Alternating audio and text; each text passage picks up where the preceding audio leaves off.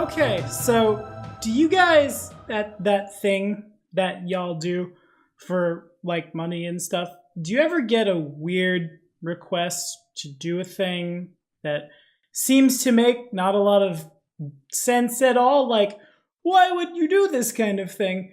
Then you do some research on it and you realize, okay, yeah, that's not so bad. Then you spit out a bunch of super flavorful stuff for nonsense? Yeah. That's you're reading the thumbnail right. Today, wham, Mr. Michael Baker requests we brew up the flying spaghetti monster as a deity in Pathfinder. Yeah, with an anti-paladin code, with obediences, with boons, with the content for a deity made as a joke. This was supposed to go live April Fool's Week. Unfortunately, it turns out it takes a really long time to brew something like this from scratch, but we have it here, and for all you guys who think, well, this is dumb, I'd never use it in my game at all. Why would I do this? This is dumb. I've got it out for you. If you're liking what you're seeing, like, subscribe, ding the bell. I promise at some point we'll do like a real deity, but thou shalt have no monsters before this monster. Though you can after. Just use protection. Anyway, look at me spoiling the anti-paladin code for you guys. Today, this episode of Wednesday Afternoon Worship was brought to you in part by one of our very newest patrons, Mr. Wesley Rollins. Thanks for your support, man. Now, let's hit it. Okay, so on planet Earth, this is a real thing. This is a real religion, literally in New Zealand. They have the power to wed folk. The flying spaghetti monster is, of course, the deity of the Church of said monster, or, Pastafarianism. It's a social movement that promotes a lighthearted view of religion and opposes the teachings of intelligent design and creationism in public schools. It was first described in a satirical open letter written by Bobby Henderson in 2005 to protest the Kansas State Board of Education's decision to permit teaching intelligent design as an alternative to evolution in public school science class. In this letter, Henderson demanded equal time in science classrooms for flying spaghetti monsterism alongside intelligent design and evolution. After this letter was published, the flying spaghetti monster rapidly became an internet phenomenon, went viral, as it were, as a symbol of opposition to the teaching of intelligent design in public schools. Think a contemporary version of Russell's teapot. That old argument that says the burden of proof lies upon those who make unfalsifiable claims, not those who reject them. And it's got books, and it's got festivals, and in a lot of places, FSMism is a legally recognized religion, though, of course, in other places, it's recognized for what it is, satire. So yeah, let's bring this into Pathfinder, shall we? Here we go! The flying spaghetti monster seems to me to be like the definition of chaotic neutral, because, whimsy and fantasy and satire and make changes by poking fun at things. His domains are chaos, air, knowledge, and liberation, with the subdomains whimsy, hubris, thought, and imagination. His sacred weapon, of course, is a whip, and his symbol is an image of the flying spaghetti monster. To perform the flying spaghetti monster's deific obedience, debate the merits of an organized religion for 1 hour with a participant unwilling or otherwise. If they are not willing, you must take great pains to ensure that they hear every last word of your debate, and any attempt to provide a counter-argument must be met with disdain and/or loud noises of disgust from yourself. In return, it's a +4, sacred or profane, depending on alignment. You choose, of course, if you're neutral. Bonus on knowledge religion checks, made to know obscure facts about any deity you do not worship. So, you can throw it back in their face. Evangelist boons. It's create water, thrice a day. Barbed chains, appearing, of course, as spaghetti twice a day, or boiling blood once a day. At 16th level, you gain the ability to alter your form to match that of the FSM. 3 times per day as a swift action, you can cause your body to transform from flesh into limp and flexible noodles, gaining a +5 increase to your reach, compression, and a sacred or profane bonus as per your first boon. equal to half your level on escape artist checks. These benefits last for a number of rounds, equal to your charisma modifier, and can be ended as a free action. At 20th level, your devotion to the FSM is complete, and your body permanently transforms into a mass of writhing pasta, retaining your memories, soul, and all class levels. Mechanically, this gives you the Worm That Walks template. This guy, right here. Except your new form is composed not of worms, again, of spaghetti.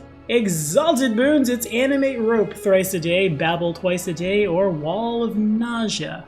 You know, spaghetti left out in the sun too long, once a day. At 16th level, opponents within 30 feet of you who receive spells or class abilities from a deity must make a will save at DC 10 plus half your hit dice plus your charisma mod, or lose access to those abilities for as long as they remain within 30 feet of you. And at 20th level, those who fail their saves and lose their class abilities or spells lose them until you are slain, or the opponents in question receive an atonement.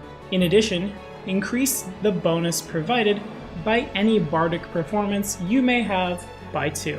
Sentinel boons get you Burning Hands, appearing of course as boiling water thrice a day, Alluring Spores as Parmesan twice a day, or Create Food and Water once a day.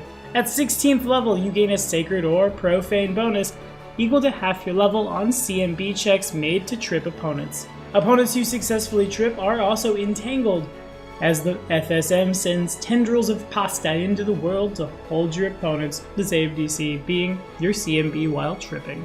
Yeah, that's probably super high. Oh well, it'll be fine. And at 20th level, opponents entangled by your trip attempts take 1d4 strength, dexterity, and constitution drain every round they remain entangled, as their bodies are rapidly dissolved and turned into a fine red paste.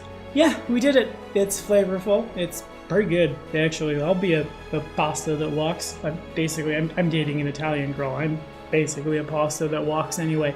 Regardless, chaotic neutral is one step away from chaotic evil, so of course, we've got to crack open loose cannon, you know, the holy book of this religion, and brew us up an anti-paladin code.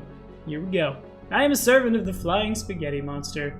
Thou shalt have no other monsters before him. Afterwards is okay, just use protection. The only monster who deserves capitalization is him.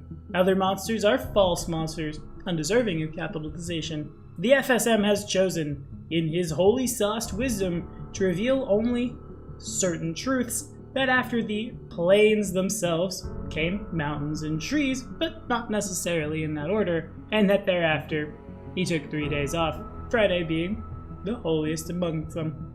I shall endeavor to do the same. For as his noodly appendages do touch us, so too do they touch even the smallest atom of the universe, and rearrange them for his own holy amusement, so as to drive scientists insane. I shall endeavor to do the same, lest the true nature of divinity be revealed to the masses. And finally, anywhere that science, I guess in the case of the high fantasy setting that means like alchemy and things, is oppressed by organized religion, I will see to it that the great and holy truth of the creation of the universe by His Holiness the Flying Spaghetti Monster has an equal place in that environment. And, you know, Planar Adventures is passing out boons. Why not, grant a permanent rock throwing ability, as if you were a stone giant with range increments of 180 feet, save that any rock you throw rapidly transforms into a piping hot meatball and deals fire damage. Okay, so yeah, that's basically the most nonsensical thing we've ever talked about on this channel for any reason ever. Yeah, we did it. Proud of us. Yeah, we. Now, let's talk about what that looks like in game, shall we? Of course, this isn't going to fit in a lot of settings. Of course, if there are players or your GM at the table who are uncomfortable with this religion, again, I'm going to say it till I'm blue in the face, as I find myself saying it every week. With the deity coming up by patron request next week, we'll be doing the same. Discretion is the better part of valor, say something at session 0. It's that simple. That said, this deity is kind of the perfect deity for the meme character. Y'all know what I mean? Imagine, if you will, someone is showing up to your tables usually classically a bard, and we have a bard request coming down for min-maxing for fun and profit, which I'm really happy for, because I will always maintain that anyone who plays the bard just to seduce random people, try to break the games with dialogue options, or just make a mess of things is either not smart enough to look through the bard list, realize how powerful that spell list is, has no business being at the game because they're being more destructive than a follower of Rovagug. Don't know what that means. Follow this card right up here. Just leave your fancy porcelain at home, or some combination of the two. This deity serves real good for the analogy, don't stare into the darkness, lest the darkness stare back. Yeah, replace that with meme. Don't stare too hard in the meme, lest the meme stare back. What happens when a player shows up at a table is kind of making a mess, just being, a dumb jokester for the sake of, I have nothing better to do with my time, so I'm gonna wreck these players' times for 3 hours. I guess maybe not that bad. Whatever, you get it. And here comes this deity speaking to them. I'm sure everyone at the table at first kind of raises the old eyebrow because why is this happening at the table, but then run with it. Call their bluff. Bring a deity like the FSM into your table, reward that player for the, frankly, probably stupid behavior they're getting up to, and watch them be reined into the fold. On a more serious note, something like an alchemist, an investigator, an intelligence-based class which has no access to divine magic, usually, probably makes a lot of sense to worship this deity. I've had several alchemists in my day that have theory crafted but never played. We're going to talk about one of them this Friday on Min-Maxing for Fun and Profit, that worship no god but science. And if a god exists to put down other deities in favor of, science, seems to be that's where they gravitate, though what that looks like in a campaign setting where the gods are objectively real and performing miracles every day is... Yeah, I'm not even going to touch that one. That's up to you. Y'all figure it out. I have faith in you. Ramen. That's all we have to say about this nonsense.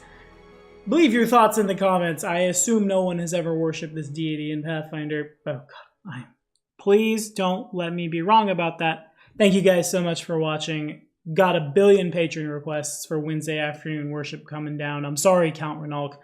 We'll get there. We're trying our hardest. Next week, though, we've got a request coming down from someone who recently became a patron and requested this one when they were not a patron. Boom!